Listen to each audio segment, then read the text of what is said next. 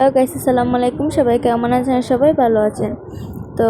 ফার্স্টে সকালের নাস্তা তৈরি করবেন, যার কারণে চুলায় একটা প্যান বসিয়ে তাতে দিয়ে দিলেন দারচিনি আর এলাচ। তারপর এগুলো দেওয়ার পর এখন দিয়ে দিলেন পেঁয়াজ কুচিটা দেওয়ার পর এখন মশলা দিয়ে এটাকে ভালো করে কিছু সময় নাড়াচাড়া করে পেঁয়াজটাকে প্রায় অনেকক্ষণ বড়া ভেজে নিলেন। তো পেঁয়াজটা ভাজা হয়ে গেলে তারপর দিয়ে দিলেন কাঁচামরিচটা দিয়ে এখন পেঁয়াজের সাথে কাঁচামরিচটাকে ভালো করে কিছু নাড়াচাড়া করে নিলেন। তারপর এখানে দিয়ে দিলেন একটা ডিম। তো ডিমটা দিয়ে এখন ডিমটাকে ভালো করে কিছু নাড়াচাড়া করে পেঁয়াজের সাথে মিক্স করে নেওয়া হয়ে গেলে তারপরে অ্যাড করলেন নুডলস। তো নুডলসটা দেওয়ার পর এখন মশলা আর নুডলসকে একসাথে ভালো করে নাড়াচাড়া করে উল্টে পাল্টে মিক্স করে নিচ্ছেন। তো তারপর এখানে মিক্স করা হয়ে গেলে দিয়ে দিলেন সয়া সস, তারপর টমেটোর সস। তো এবার দুটোটাকে এখন একসাথে ভালো করে নুডলসের সাথে নাড়াচাড়া করে মিক্স করে নিচ্ছেন।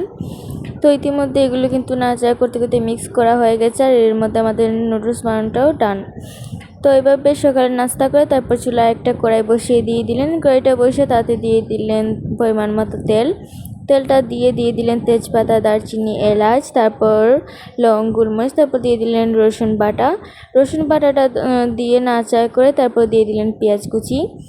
তো যেহেতু গরু মাংস এখানে রান্না করবেন যার কারণে পেঁয়াজ কুচিটা একটু বেশি করে দিয়েছেন। তো পেঁয়াজ কুচিটা দেওয়ার পর এখন পেঁয়াজ আর রসুনটাকে ভালো করে কিছু নাড়াচাড়া করে তারপর এখানে দিয়ে দিলেন আদা বাটা।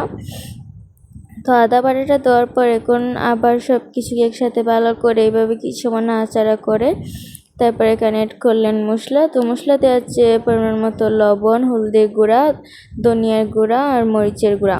তো মশলাগুলো দিয়ে এখন পেঁয়াজগুলোর সাথে মশলাটা ভালো করে মিক্স করে তারপর অল্প একটুখানি পানি অ্যাড করে মশলাটা কষিয়ে নিলেন। তো কষানো হয়ে গেলে এবার দিয়ে দিলেন গরু মাংস। তো গরু মাংসগুলো কিন্তু ফ্রিজে ছিল, এগুলো বের করে তারপর ভালো করে ধুয়ে দিয়ে দিয়েছিলেন।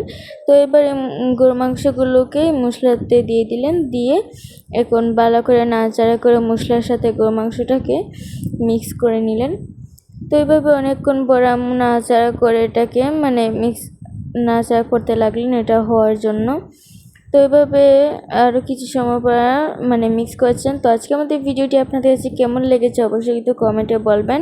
আর যারা ইতিমধ্যে আমাদের ভিডিওটি দেখছেন তারা অবশ্যই আমাদের একটা লাইক, কমেন্ট, শেয়ার করে যাবেন। আর যদি আমাদের চ্যানেল নতুন হয়ে থাকেন তাহলে অবশ্যই চ্যানেলটি সাবস্ক্রাইব করে আমাদের পাশে থাকবেন। এই দেখুন ইতিমধ্যে আম্মু কিন্তু নাড়াচাড়া করে এভাবে কিছু সময় রেখে দিয়েছেন, এটা প্রায় অনেকক্ষণ পরে জাল হওয়ার জন্য। তো এবার এটাকে আবার ঢাকনা দিয়ে ঢেকে রেখে দিবেন। তো এটা ঢাকনা দিয়ে ঢেকে রেখে দিয়েছেন, তারপর ঢাকনাটা উঠিয়ে আবার চারপাশ দিয়ে একটু উল্টে পাল্টে নাড়াচাড়া করে দিয়ে দিলেন। তো নাড়াচাড়া করে আবার ঢাকনা দিয়ে ঢেকে রেখে দিলেন। তো ঢাকনাটা উঠালেই কিন্তু আমাদের গরু মাংস তৈরি হয়ে গেছে। তো আজকে এখানেই বিদায় নিচ্ছি। সবাই ভালো থাকবেন, সুস্থ থাকবেন। আল্লাহ হাফেজ।